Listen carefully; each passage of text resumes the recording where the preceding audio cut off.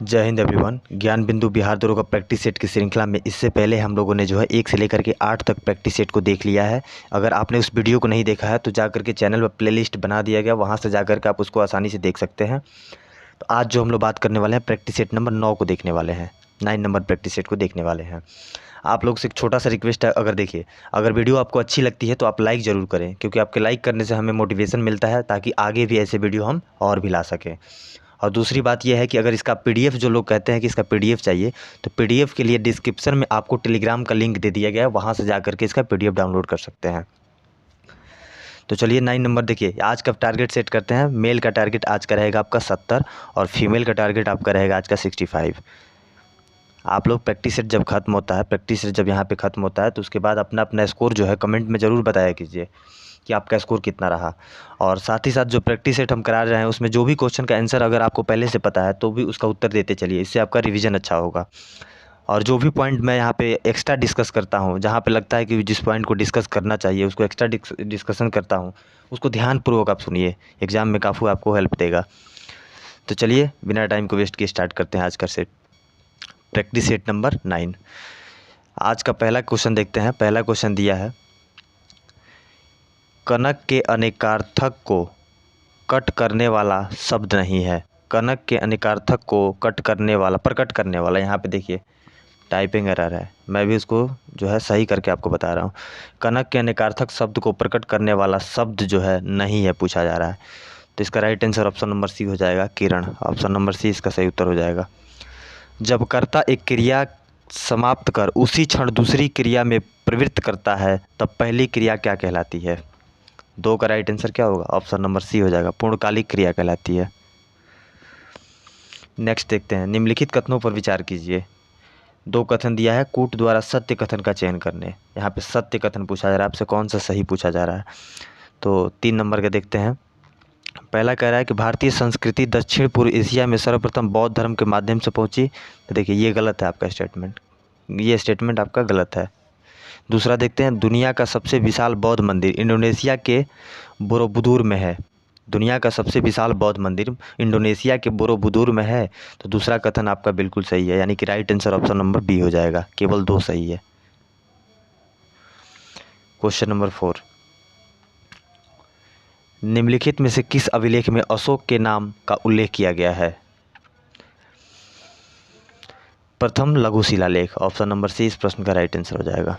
Red data book का संबंध है, तो रेड डेटा बुक का संबंध जो है विलुप्ति के संकट से ग्रस्त जीव जंतुओं से। रेड डेटा बुक जो है IUCN द्वारा जारी किया जाता है, इसको प्रकाशित किया जाता है। IUCN का फुल फॉर्म क्या होता है? International union for conversion of nature, conservation of nature. International union for conservation of nature, IUCN द्वारा जो है रेड डाटा बुक लिस्ट जारी की जाती है।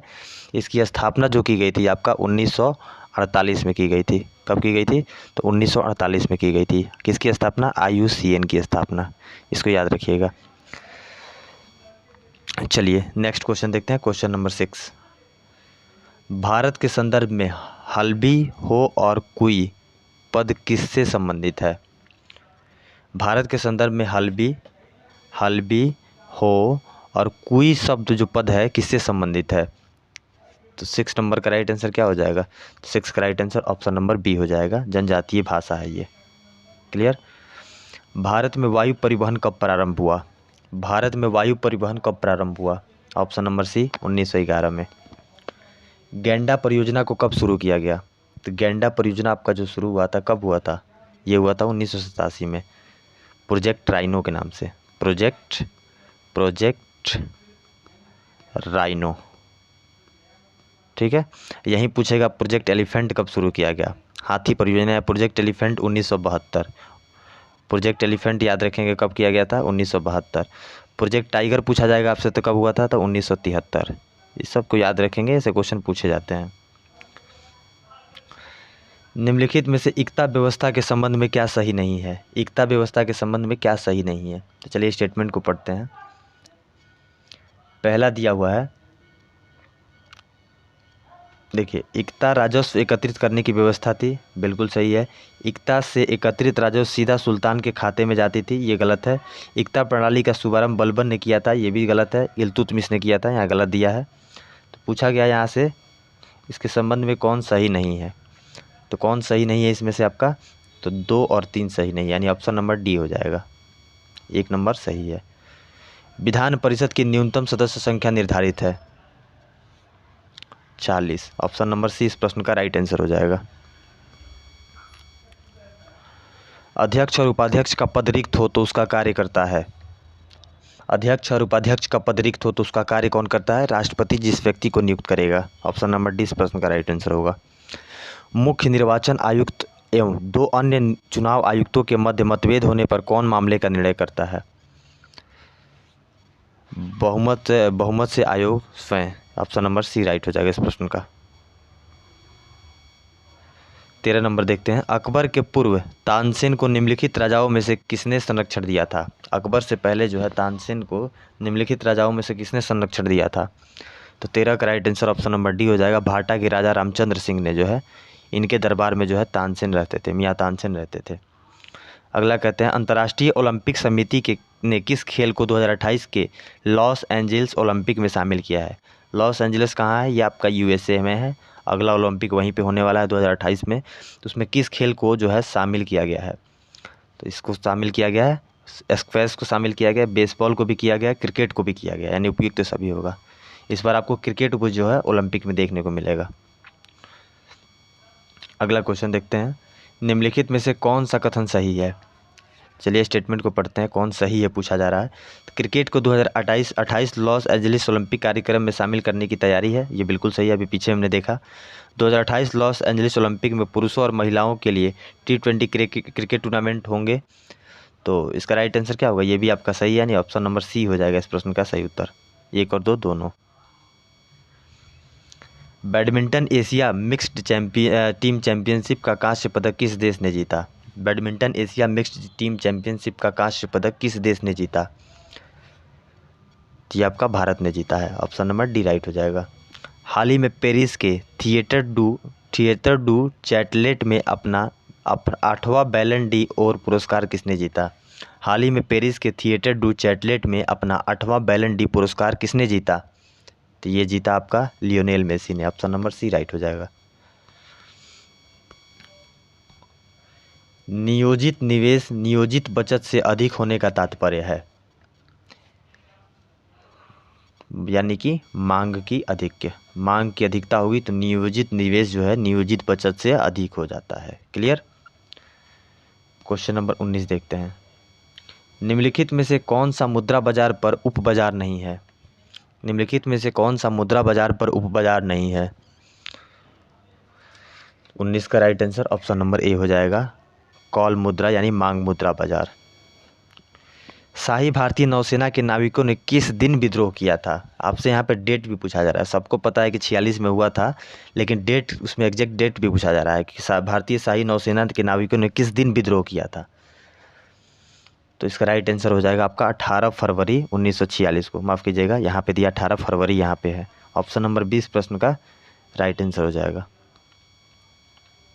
अगला कह रहा है कि एंजाइमों के संदर्भ में निम्नलिखित में से कौन सा कथन सही है, एंजाइमों के संदर्भ में निम्नलिखित में से कौन सा कथन सही है, तो इसमें सही पूछा जा रहा है आपसे, तो इसका क्या हो जाएगा, एंजाइम एक जैव उत्प्रेरक होते हैं ये बिल्कुल सही है।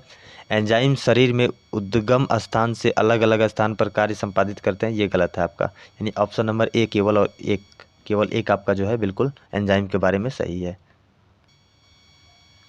अगला क्वेश्चन कह रहा है हृदयघात यानी हार्ट अटैक में निम्नलिखित में से का सही क्रम क्या है, हृदयघात में निम्नलिखित का सही क्रम क्या है, तो इसका राइट आंसर क्या हो जाएगा, ऑप्शन नंबर डी हो जाएगा।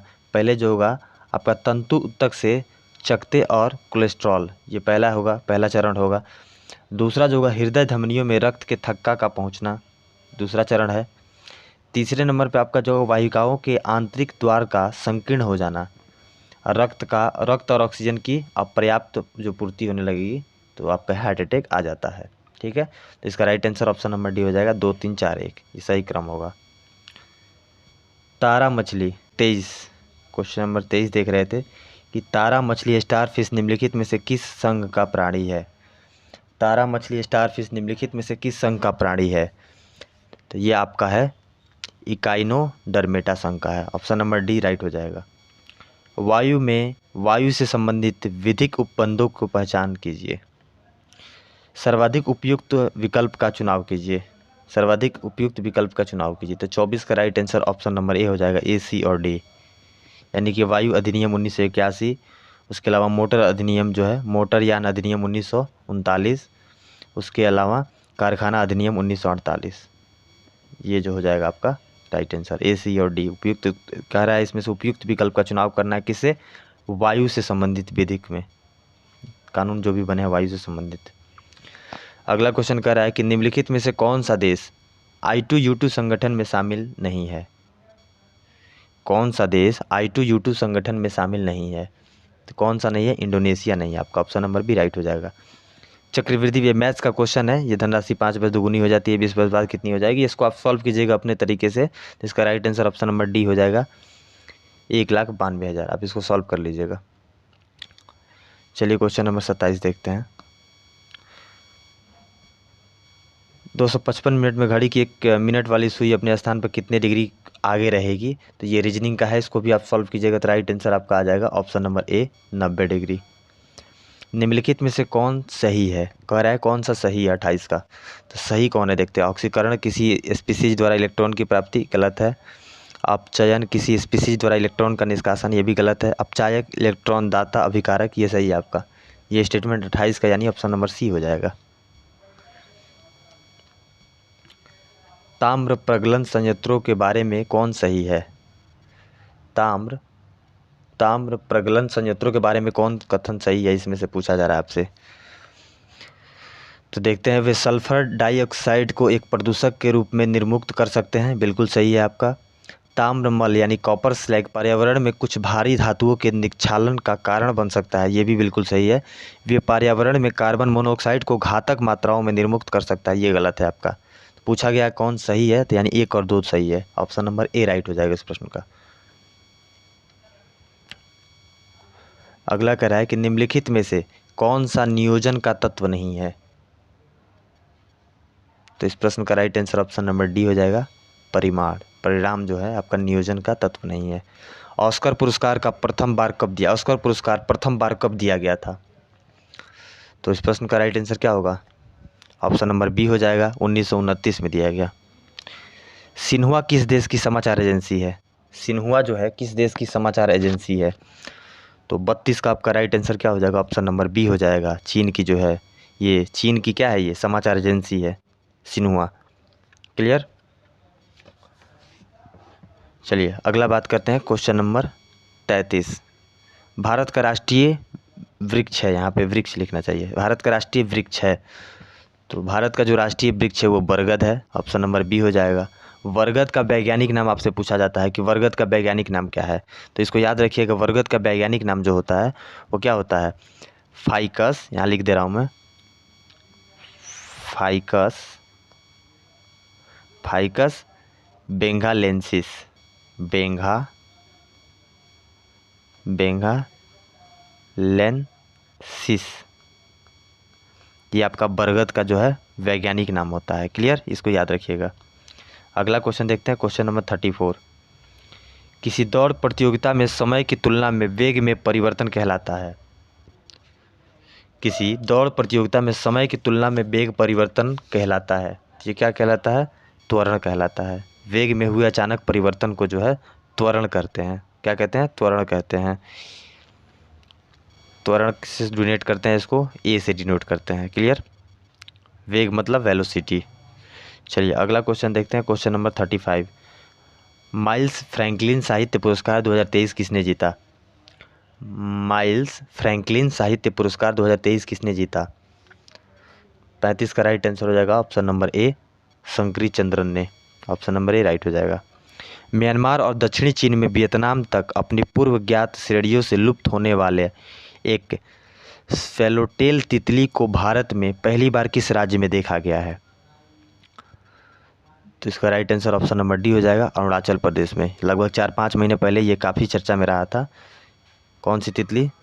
स्वेलो टेल तितली, जो म्यांमार और दक्षिणी चीन की प्रजाति पाई जाती है, जो कि देखा गया अरुणाचल प्रदेश में।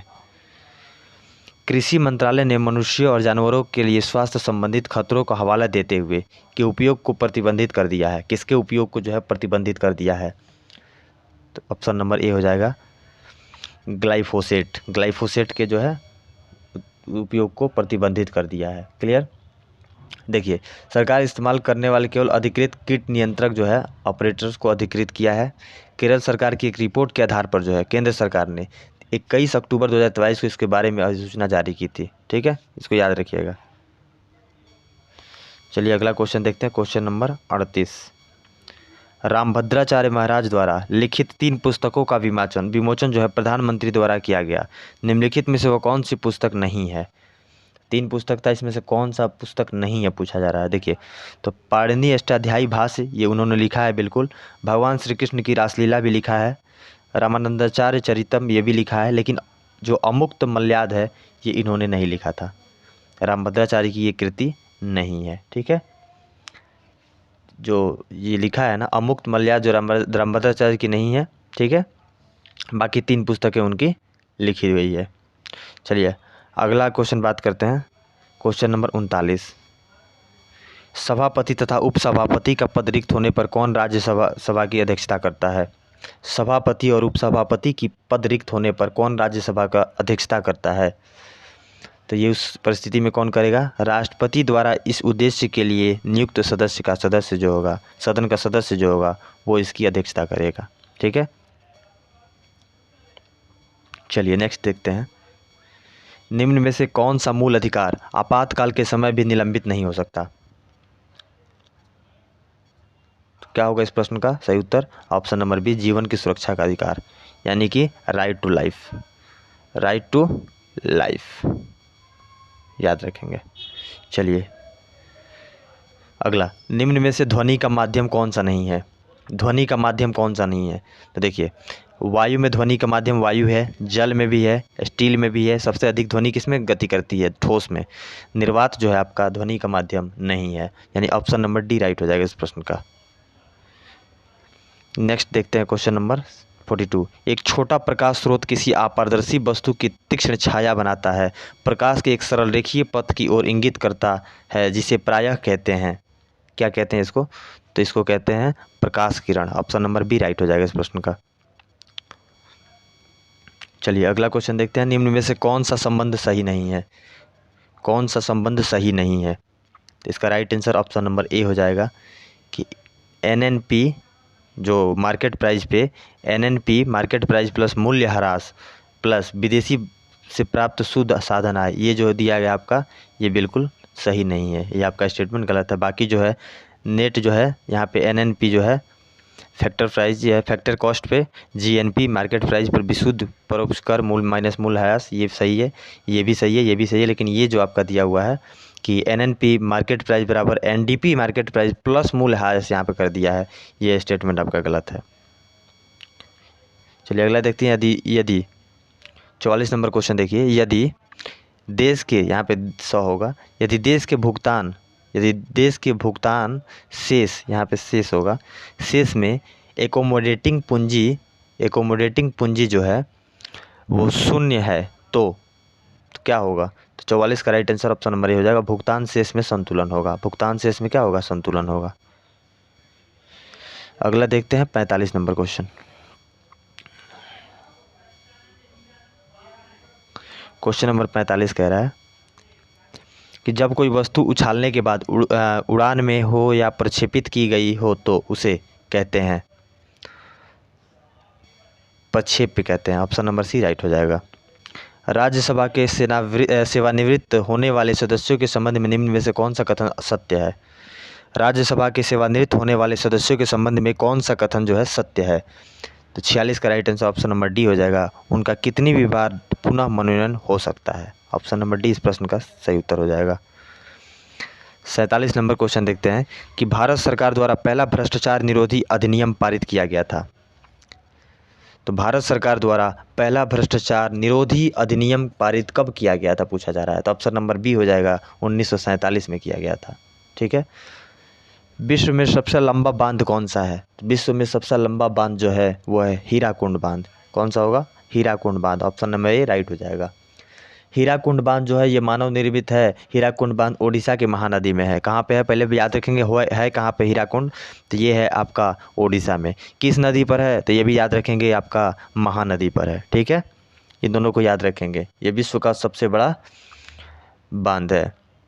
वहीं बात करें नागार्जुन बांध, तो नागार्जुन बांध जो है आपका ये किस पे है? नागार्जुन बांध जो है आपका कृष्णा नदी पर है। इसको भी याद रखेंगे, कृष्णा नदी पर है। नागार्जुन बांध किस नदी पर है? तो कृष्णा नदी पर स्थित है। ठीक है, चलिए आगे देखते हैं। क्वेश्चन नंबर 49, निम्नलिखित में से कौन सा युग सुमेलित नहीं है? एक तरफ स्थानांतरित कृषि, एक तरफ राज्य। किस राज्य में किस नाम से जानते हैं, बेसिकली ये पूछा जा रहा है इस प्रश्न में आपको। तो कौन सा युग में सुमेलित नहीं है, इसको देखते हैं। चलिए, तो 49 नंबर क्वेश्चन का देखते हैं। देखिए, दीपा जो है, दीपा छत्तीसगढ़ में दीपा कहते हैं, यानी कि झूम कृषि, इसको झूम कृषि भी कहते हैं। क्या कहते हैं? झूम कृषि के नाम, कृषि के नाम से भी जानते हैं, या स्थानांतरित कृषि कहते हैं। इसमें बेसिकली क्या होता है कि एक जगह पे खेती करते हैं, वहाँ की उर्वरता खत्म हो जाती है, उसके बाद जो है वहाँ से हट करके दूसरे जगह खेती करते हैं। ऐसे जो है आपको देखने को मिलेगा, नॉर्थ ईस्ट के क्षेत्रों में ज़्यादातर देखने को मिलता है। इसको झूम कृषि कहते हैं। ठीक है, अगला बात करें पामलू। पामलू मणिपुर में पामलू के नाम से जानते हैं। झूम जो है असम में कहते हैं। बेबर बिहार में नहीं कहते हैं। बेबर जो है इसको बिहार में बेबर नहीं कहते हैं। बेबर जो है कहते हैं, ये कहते हैं आपका मध्य प्रदेश में, यानी कि एमपी में कहते हैं। क्लियर? चलिए अगला क्वेश्चन देखते हैं कि भारत का रूर किस नदी बेसिन को कहा जाता है? भारत का रूर जो है किस नदी बेसिन को कहा जाता है? दामोदर। ऑप्शन नंबर ए राइट हो जाएगा। हम्पी में विजयनगर के भग्नावशेष किसके द्वारा 1800 ईस्वी में प्रकाश में लाए गए? हम्पी में विजयनगर के भग्नावशेष किसके द्वारा 1800 ईस्वी में प्रकाश में लाए गए? ऑप्शन नंबर ए हो जाएगा, कर्नल केलिन मैकेंजी के द्वारा। ऑप्शन नंबर ए सही हो जाएगा। किस शैवाल का उपयोग लकड़ी बनाने में होता है? काफ़ी अच्छा क्वेश्चन है। किस शैवाल का उपयोग लकड़ी बनाने में होता है? तो इसका हो जाएगा एलिजन शैवाल। कहाँ पे दिया हुआ है? एलिजन शैवाल। ऑप्शन नंबर बी राइट हो जाएगा। एलिजन शैवाल का प्रयोग होता है। जहाँ पे देखिए दोस्तों, अगर लगता है कि जहाँ पे डिस्कस करना चाहिए वहाँ पे मैं खुद डिस्कस कर रहा हूँ, लेकिन जहाँ पे लगता है डिस्कशन की कोई ज़रूरत नहीं है तो उसको प्रश्न को केवल देखते हुए आगे बढ़ते हैं, क्योंकि वीडियो काफ़ी लंबा हो जाएगा। तो जहाँ डिस्कशन की आवश्यकता हो वहाँ डिस्कस करते हुए आगे बढ़ेंगे। तो चलिए आगे देखते हैं। किस जीव के जीव द्रव्य में हीमोग्लोबिन का विलय हो जाता है? किस जीव के जीव द्रव्य में हीमोग्लोबिन का विलय हो जाता है? 53 का राइट आंसर आपका हो जाएगा, ऑप्शन नंबर सी हो जाएगा, केंचुआ। 54 नंबर, कोशिकीय पूर्णशक्तता की अवधारणा प्रस्तुत करने वाले वैज्ञानिक हैं? हैवरलैंड। ऑप्शन नंबर सी राइट हो जाएगा इस प्रश्न का। अनंगताल झील के निर्माण का श्रेय निम्न में से किसे दिया जाता है? अनंगताल जो झील है इसके निर्माण का श्रेय किसे दिया जाता है? ऑप्शन नंबर सी, अनंगपाल द्वितीय को दिया जाता है। अनंगपाल द्वितीय को दिया जाता है इस झील का निर्माण। तोमर राजा जो थे, अनंगपाल द्वितीय ने इस झील के दिल्ली के मेहरौली में 1060 में बनवाया था। 1060 ईस्वी में बनाया था। ठीक है, तोमर राजा कौन से वंश था? तोमर वंश था। तोमर राजवंश के राजा थे। तोमर राजवंश के राजा अंगपाल, जो अनंगपाल द्वितीय थे, इन्होंने जो है अनंगताल झील का निर्माण करवाया था। इसको याद रखेंगे। चलिए 56 नंबर क्वेश्चन देखते हैं।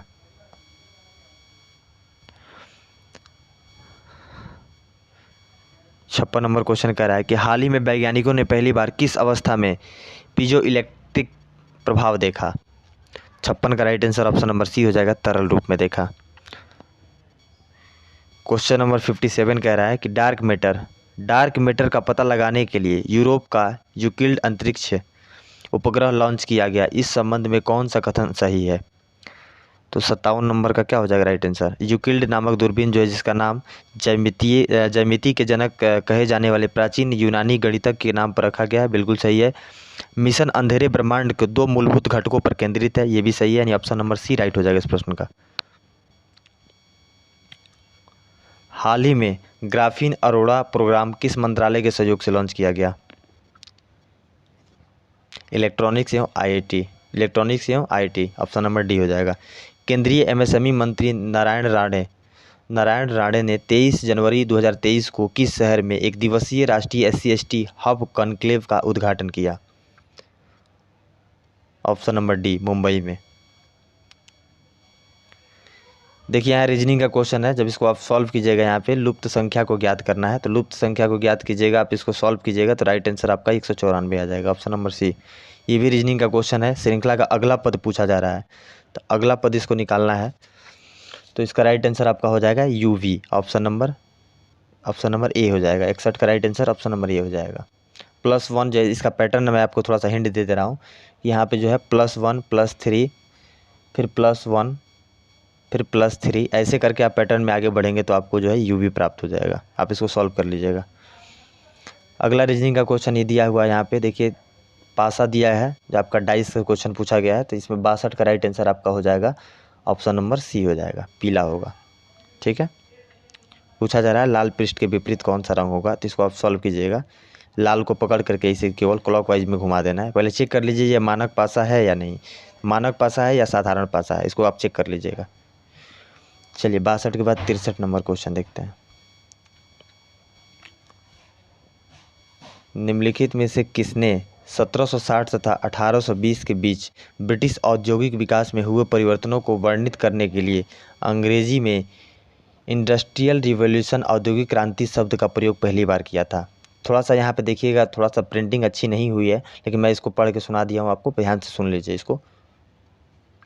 तो 63 का राइट आंसर आपका क्या हो जाएगा, ऑप्शन नंबर सी हो जाएगा, अर्नोल्ड टायनबी, ऑप्शन नंबर सी इस प्रश्न का राइट आंसर होगा। अगला क्वेश्चन, केंद्र सूची के विषयों के संदर्भ में सर्वोच्च न्यायालय के क्षेत्राधिकार एवं शक्तियों में से कौन विस्तृत कर सकता है? ये कर सकता है आपका संसद, ऑप्शन नंबर डी। भारतीय संविधान के निम्नलिखित में से कौन से अनुच्छेद के अंतर्गत नागरिक अपने मौलिक अधिकारों की रक्षा के लिए उच्च न्यायालय में याचिका दायर कर सकता है? तो 65 का ऑप्शन नंबर डी हो जाएगा, 226। ये हाई कोर्ट में जो है, ये देखिए यहाँ पे हाई कोर्ट में डायरेक्ट जाने की शक्ति है। ये जो आपका है, इसको अंबेडकर ने जो है संविधान की आत्मा कहा था, अनुच्छेद 32 को। ठीक है, लेकिन हाई कोर्ट में जाने के लिए आप 226 के तहत जा सकते हैं, सुप्रीम कोर्ट 32 के तहत जा सकते हैं, मौलिक अधिकार के हनन होने पर। चलिए, कौन सा भारत के राष्ट्रपति की क्षमादान शक्ति का सिद्धांत नहीं है? 66 का आंसर क्या हो जाएगा, ऑप्शन नंबर सी, दया के लिए याचिकाकर्ता को राष्ट्रपति के समक्ष मौखिक सुनवाई का अधिकार ये नहीं है आपका, ऑप्शन नंबर सी राइट हो जाएगा।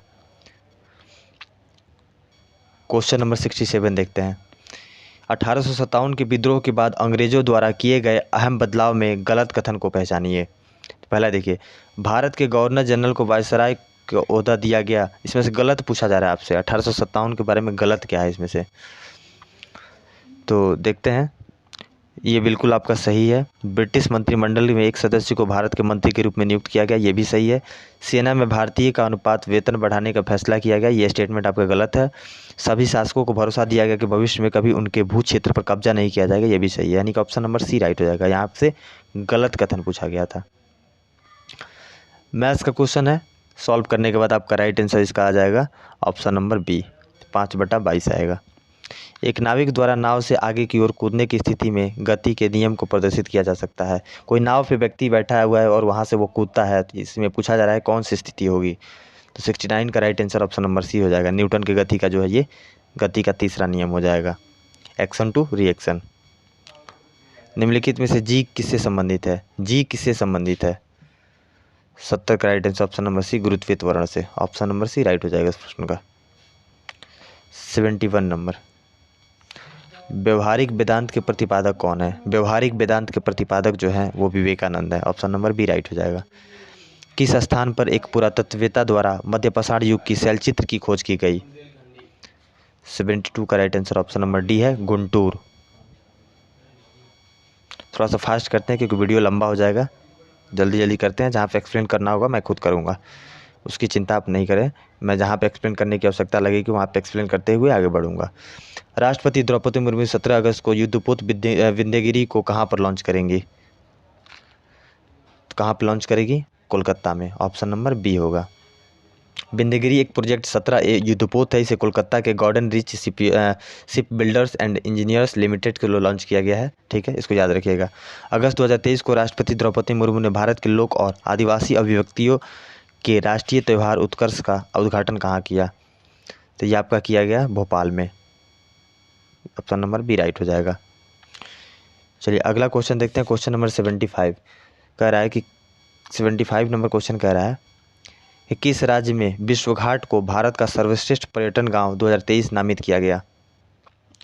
असम। ऑप्शन नंबर बी इस प्रश्न का राइट आंसर हो जाएगा। निम्नलिखित में से कौन सा क्षेत्र उष्णकटिबंधीय सदाबहार वन से ढका हुआ है? पश्चिमी घाट। ऑप्शन नंबर डी राइट हो जाएगा।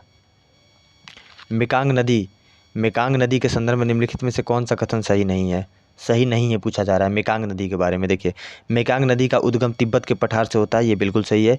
मेकांग का डेल्टा दक्षिण कंबोडिया में स्थित है, ये आपका स्टेटमेंट जो है गलत है। इसका डेल्टा जो है पश्चिमी वियतनाम में है। कहाँ पे है? पश्चिमी वियतनाम में। पश्चिमी वियतनाम, इसको याद रखेंगे। चलिए अगला क्वेश्चन देखते हैं। क्वेश्चन नंबर 78 को सुमेलित करना यहाँ पे दिया है, सुमेलित कीजिए। चलिए 78 नंबर क्वेश्चन देखते हैं। सूची 1 को सूची 2 से सुमेलित कीजिए। नीचे दिए गए कूट का सही उत्तर का चयन कीजिए। मैदान है एक तरफ अवस्थिति है, तो इसका राइट आंसर क्या हो जाएगा? ऑप्शन नंबर सी हो जाएगा 3 1 4 2, यानी कि नुल्लाबोर का मैदान जो है आपका ये हो जाएगा आपका ऑस्ट्रेलिया। कांटो का मैदान जो हो जाएगा आपका जापान हो जाएगा। मालागासी का मैदान जो आपका हो जाएगा ये मेडागास्कर हो जाएगा। बृहत मैदान जो हो जाएगा ये आपका संयुक्त राज्य अमेरिका यानी कि यूएसए हो जाएगा। ठीक है, चलिए क्वेश्चन नंबर 79 देखते हैं। मैनरहीम रेखा किन देशों को मध्य सीमा बनाती है? तो आपका रूस और फिनलैंड के बीच बनाती है। ऑप्शन नंबर डी 79 का राइट आंसर हो जाएगा। चलिए अगला देखते हैं। मैडम कामा ने 1907 में प्रथम तिरंगा ध्वज कहाँ फहराया था? तो आपको पता है मैडम भीखाजी कामा ने जो है कहाँ पे फहराया था ये तिरंगा झंडा? तो सर्वप्रथम 22 अगस्त 1907 को, याद रखिएगा कि 22 अगस्त 1907 को जो है मैडम भीखाजी कामा जो थी, इन्होंने जो है जर्मनी के स्टुटगार्ट में आयोजित अंतर्राष्ट्रीय सोशलिस्ट सम्मेलन में भारतीय ध्वज को फहराया था। इसको याद रखिएगा। कहाँ पे? यहाँ पे स्टुटगार्ट में। स्टुटगार्ट कहाँ पड़ता है? ये पड़ता है आपका जर्मनी में। ठीक है, याद रखिएगा। ये जो थी बहुत कम लोगों को पता होगा, मैडम भीखाजी कामा जो थी, ये जो आपका दादा भाई नौरोजी की जो थी, दादा भाई नौरोजी जो थे उनके ये सचिव भी थी। इसको याद रखिए, उनकी सचिव के रूप में भी इन्होंने काम किया था। अगला कह रहा है किस राज्य के मुख्यमंत्री ने भारत के सबसे बड़ी पंप भंडार परियोजना को आधारशिला रखी है? 81 का right answer option number C हो जाएगा आपका, मध्य प्रदेश। किस राज्य सरकार ने the vision for all school eye health कार्यक्रम शुरू किया है? गोवा सरकार ने। ऑप्शन नंबर ए इस प्रश्न का सही उत्तर हो जाएगा। 30 से 31 अगस्त 2023 को भारत के 2 दिवसीय भारत अफ्रीका अंतर्राष्ट्रीय बाजरा सम्मेलन की सह मेजबानी कहाँ किया? राइट आंसर 83 का हो जाएगा, ऑप्शन नंबर ए केन्या। संयुक्त राष्ट्र के सामाजिक विकास आयोग ने को अध्यक्ष चुना है? किसको अध्यक्ष चुना है? संयुक्त राष्ट्र के सामाजिक विकास आयोग ने जो है किसे अपना अध्यक्ष चुना है? तो 84 का right answer option number B हो जाएगा, रुचिरा कंबोज को। अगला क्वेश्चन देखते हैं 85 नंबर। किस संविधान संशोधन ने अनुच्छेद 14, 19, 31 के तहत प्रदत्त मूल अधिकारों पर नीति निर्देशक तत्वों को कानूनी वरीयता प्रदान की है? अच्छा क्वेश्चन है, राइट आंसर ऑप्शन नंबर ए हो जाएगा। 25वें जो संविधान संशोधन के अनुच्छेद 14, 19, 31 के तहत प्रदत्त मूल अधिकारों को नीति निर्देशक तत्वों को कानूनी वरीयता प्रदान की है। ठीक है, चलिए याद रखेंगे। यह 42वें संविधान संशोधन आपको पता होगा, 3 शब्द समाजवादी, अखंडता और पंथ निरपेक्ष जोड़ा गया। इसको लघु संविधान भी कहते हैं, लघु संविधान भी कहते हैं। काफ़ी सारे संशोधन इसमें किए गए। 44वें में जो है संपत्ति के अधिकार को आपको जो है 300 में शामिल कर दिया गया। पहले 19(1) में हुआ करता था, उसको हटा करके वहाँ से जो इसमें शामिल कर दिया गया। ठीक है, तो चलिए आगे देखते हैं। किस वर्ष तक के लिए लोकसभा के निर्वाचन क्षेत्रों के परिसीमन की प्रक्रिया को स्थगित कर दिया गया है? तो परिसीमन जो है कब तक के लिए स्थगित किया गया है? तो ऑप्शन नंबर इसका क्या हो जाएगा? ऑप्शन नंबर ए हो जाएगा, 2026 तक। 87 नंबर क्वेश्चन देखते हैं। निम्नलिखित कथनों पर विचार कीजिए। क्या कह रहा है, उपयुक्त में से कौन सा कथन असत्य है? असत्य कथन के चूज करना है इसमें से। पहला देखते हैं, प्लेटी हेलमिन्थीज संघ के जंतु ट्रेप्लोब्लास्टिक होते हैं और प्रायः एकलिंगी होते हैं। ये स्टेटमेंट आपका गलत है। दूसरा देखते हैं, प्लेटी हेलमिन्थीज संघ के जंतुओं के शरीर के चारों ओर क्यूटिकल का एक आवरण पाया जाता है। ये सही है। चपटे कृमियों के अंगों के बीच उपस्थित मासोडर्मी उत्तक भरा होता है जिसे पैरेन्काइमा कहते हैं। ये भी सही है। अगला कह रहा है कि टीनिया सेलियम फीता कृमि में पाए जाने वाले श्वसन का प्रकार अंतःश्वसन होता है। ये भी कथन गलत है आपका, यानी 1 और 4 आपका गलत है। 1 और 4 यानी ऑप्शन नंबर किस में दिया हुआ है? ऑप्शन नंबर सी में आपको देखने को मिलेगा। इस प्रश्न का right answer option number C हो जाएगा। चलिए क्वेश्चन नंबर 88 देखते हैं। एक पादप में जल के ऊपर चढ़ने की क्रिया को क्या कहते हैं? एक पादप में जल के ऊपर चढ़ने की क्रिया को क्या कहते हैं? 88 का right answer option number B हो जाएगा, रसारोहण कहते हैं। काउपर ग्रंथि होती है इनमें, काउपर ग्रंथि किस में होती है पूछा जा रहा है। तो काउपर ग्रंथि आपका जो होता है खरगोश में होता है। ऑप्शन नंबर सी हो जाएगा। टाइगर शार्क 40 अभ्यास के संबंध में निम्नलिखित कथनों पर विचार कीजिए। टाइगर शार्क 40 अभ्यास जो है 14 अभ्यास के संदर्भ में निम्नलिखित कथनों पर विचार कीजिए। तो इसका राइट आंसर क्या हो जाएगा? Option C. 1 और 2 दोनों सही है आपका। चट्टोग्राम में वीएनएस निर्विक में अभ्यास टाइगर शार्क 14 आयोजित हुआ। सही है। यह एक संयुक्त बांग्लादेश अमेरिकी नौसेना अभ्यास है। ये भी सही है। क्वेश्चन नंबर 91 देखते हैं। अक्टूबर 2023 को भारत के बाहर दुनिया दूसरे सबसे बड़े हिंदू मंदिर उद्घाटन कहाँ किया है? 8 अक्टूबर 2023 को भारत के बाहर दुनिया के दूसरे सबसे बड़े हिंदू मंदिर का उद्घाटन कहाँ किया गया? तो 91 का आपका right answer option number B हो जाएगा, अमेरिका में। किस देश ने 14 अक्टूबर को राष्ट्रीय जनमत संग्रह कराने का निर्णय लिया है? ऑस्ट्रेलिया। ऑप्शन नंबर ए राइट हो जाएगा। पृथ्वी की उत्पत्ति के संबंध में निहारिका परिकल्पना का प्रतिपादन किसने किया? 93 का राइट आंसर ऑप्शन नंबर ए हो जाएगा, इमैनुअल कांट ने। चलिए अगला क्वेश्चन देखते हैं। क्वेश्चन नंबर 94 कह रहा है कि 10 तेलुट मरुस्थल कहाँ है? 10 तेलुट मरुस्थल कहाँ है? तो ये आपका ईरान में है। ऑप्शन नंबर ए राइट हो जाएगा। बिहार में उर्वरक औद्योगिक इकाई कहाँ स्थित है? बिहार में उर्वरक औद्योगिक इकाई स्थित है कहाँ पे? बरौनी में। ऑप्शन नंबर ए इस प्रश्न का सही उत्तर होगा। गंगा की दक्षिणी मैदान की मृदा है, यहाँ मृदा होगा।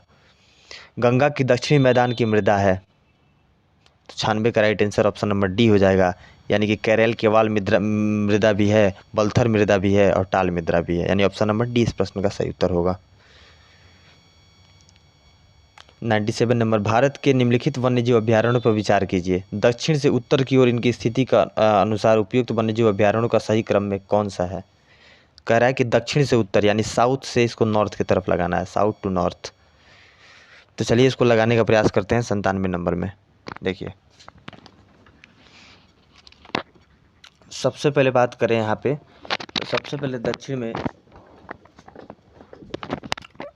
सबसे पहले इसमें क्या हो जाएगा 97 नंबर में? सबसे पहले आपका 2 हो जाएगा, भद्रा हो जाएगा। 2 के बाद आपका सिमलीपाल, भद्रा सिमलीपाल, उसके बाद से आपका पंचमढ़ी हो जाएगा, फिर आपका शिकारी देवी हो जाएगा, यानी कि 2 3 4 1 कहाँ पे दिया है? यहाँ पे। ऑप्शन नंबर सी प्रश्न का राइट आंसर हो जाएगा। 98 नंबर क्वेश्चन देखते हैं कि find the out of mistake in the sentence given below. My first task has to god for shopping not error. इसमें से पूछा जा रहा है कौन सा इसमें से मिस्टेक पूछा जा रहा है आपसे। तो 98 का right answer option number B हो जाएगा, यानी कि बी में जो दिया गया है यहाँ पे टू गॉड फॉर शॉपिंग, ये आपका गलत है। अगला कह रहा है translate the sentence into English. वर्षा होने लगी, इसको ट्रांसलेट करना है केवल इंग्लिश में। सिंपल सा क्वेश्चन है। तो 99 नंबर का आपका राइट आंसर क्या हो जाएगा? It begin to rain. क्या? It begin to rain. Option number D हो जाएगा। इस सेट नंबर 9 का आखिरी क्वेश्चन देखते हैं। The poverty on British rule in India किसने लिखी? सिंपल सा क्वेश्चन है, सबको पता होगा, ये दादा भाई नौरोजी ने लिखी थी। ऑप्शन नंबर डी, इसको धन निष्कासन का सिद्धांत भी कहते हैं। तो आज जो हमने जो है देखा प्रैक्टिस सेट नंबर कितना नंबर, प्रैक्टिस सेट नंबर जो है सेट नंबर 9 को हमने कंप्लीट किया। अगर इसका आप PDF चाहते हैं, PDF डाउनलोड करना चाहते हैं तो टेलीग्राम लिंक हमारा है, एग्ज़ाम वॉरियर करके है। एग्ज़ाम वॉरियर टेलीग्राम लिंक से आप ज्वाइन करके वहाँ से इसके PDF को डाउनलोड कर सकते हैं। अगर दोस्तों वीडियो अच्छी लग रही है तो शेयर करें, लाइक करें और चैनल को सब्सक्राइब कर लें। जो लोग भी नए हैं चैनल को सब्सक्राइब कर लें। फिर ठीक है, मिलते हैं नेक्स्ट वीडियो में, तब तक के लिए जय हिंद।